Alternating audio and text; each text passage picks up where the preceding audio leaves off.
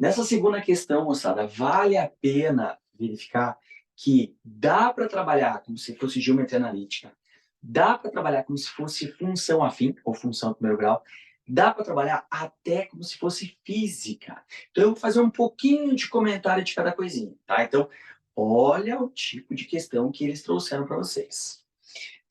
Segue aí na tela, tá? Acompanha o enunciado para você não se perder.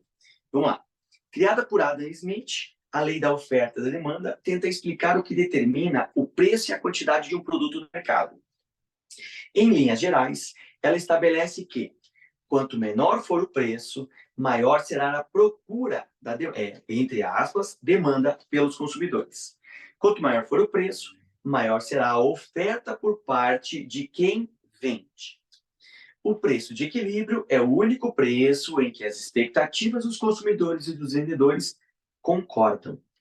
É exatamente nesse valor que a quantidade da demanda equivale à quantidade ofertada. Gente, é igual um produto sazonal, né? O morango, quando não tem muito, preço é elevado. Quando a produção é máxima, o preço cai, tá? Oferta e demanda, isso aí já é de praxe na matemática.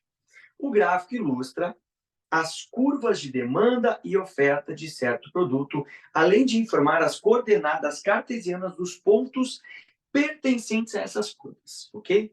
Então, dá uma olhadinha nas retas rapidamente. Aí ele fala, dado que essas curvas de demanda e oferta estão representadas por retas, é possível estabelecer as respectivas equações e, por meio de um sistema, encontra o ponto de equilíbrio. Ok? Então, agora volta aqui para o quadro para a gente conversar como é que poderia ser resolvida essa situação. Então, gente, quando eu olho retas, a gente tem que ter um conceito grande. Retas existe na física, retas existe na matemática em função do primeiro grau, retas existem no meta-analítica. Então, a gente pode misturar. Então, quando eu passo lá no meu curso, como é trabalhado, você olha para isso e fala, eu quero trabalhar como se fosse física. Tem aluno que trabalha como se fosse física. Eu quero trabalhar como se fosse função do primeiro grau por A, X mais B. Eu quero trabalhar como se fosse geometria analítica. M, X mais N. O importante é, você sabe olhar este desenho e achar a escrita desse desenho?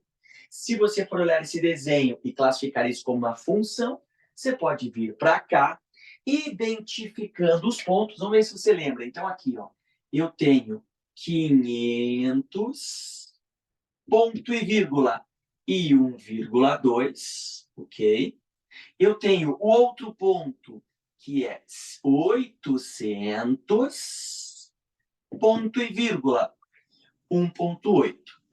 Então, quando você trabalha com função afim, para você achar o coeficiente angular e o coeficiente linear, normalmente a gente fornece dois pontos. Você vai substituir isso no lugar do x, isso no lugar do y, encontrando a equação da reta. Gente, quando você substitui isso no lugar do y, isso no lugar do x, fica uma equação com a e b. Isso no lugar do y, isso no lugar do x, mais uma equação com a e b. Aí você faz um sisteminha no intuito de encontrar o a e b. Então, você acharia aqui a sua função, ok? Que representa essa reta. Eu sei brevemente que esse coeficiente angular é positivo, porque é crescente. O linear, olhando o gráfico, seria negativo. Aí você encontra isso. Pode tirar uma prova real, depois que faz, substitui 500 vezes dá 1,20, substitui 800 vezes dá 1,8. Então, eu posso trabalhar com essa situação envolvendo função afim. Ou posso pensar e achar, vamos trabalhar com a verde, tá? Vamos pensar como se fosse geometria analítica, que também vai analisar os pontos fornecidos, mas daí vai trabalhar como se fosse um determinícuo. Jogou no determinícuo, pá, acha a equação da reta rapidamente. Não sabe trabalhar assim? Muitas vezes você vê uma matriz que o professor coloca o XY, XY, XY, 1, 1, 1. tá? Eu trabalho com determinículo. Então, você coloca aqui o ponto verde 701,2. Aí você trabalha com aquele outro ponto 501,8, um X e um Y, e repete o primeiro ponto, ok? Então, você faz o determinículo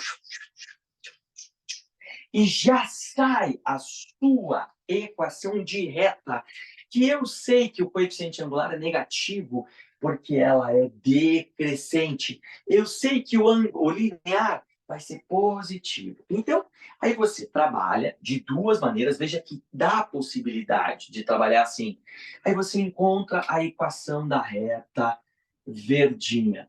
Prof, mas você está misturando tudo? Sim, gente, é reta. Então, tem esta maneira de trabalhar, o professor já trabalha de um jeito, o professor. Então, quando você tem a possibilidade de um único professor trabalhar duas frentes, facilita, diminui a quantidade de coisas estudadas. Então, quando eu trabalho, eu ensino a escrever retas. E depois você adapta ou para função, ou para física. Prof, dá para trabalhar por física? Sim, dá para pensar em um carrinho e outro carrinho.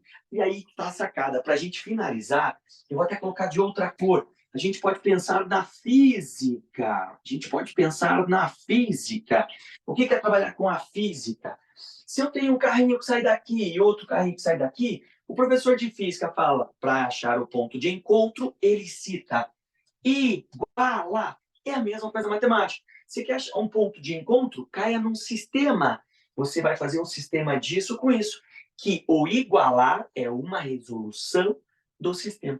Aí você vai igualar este valor y com este valor y, formando um sistema que está no enunciado. Então, vai ficar x parará igual a x parará. No final das contas, você vai encontrar um valor de x, que é o x deste elemento. Vai pegar esse x, substituir aqui ou aqui, para encontrar esse valor, que, se não me falha a memória, é 144.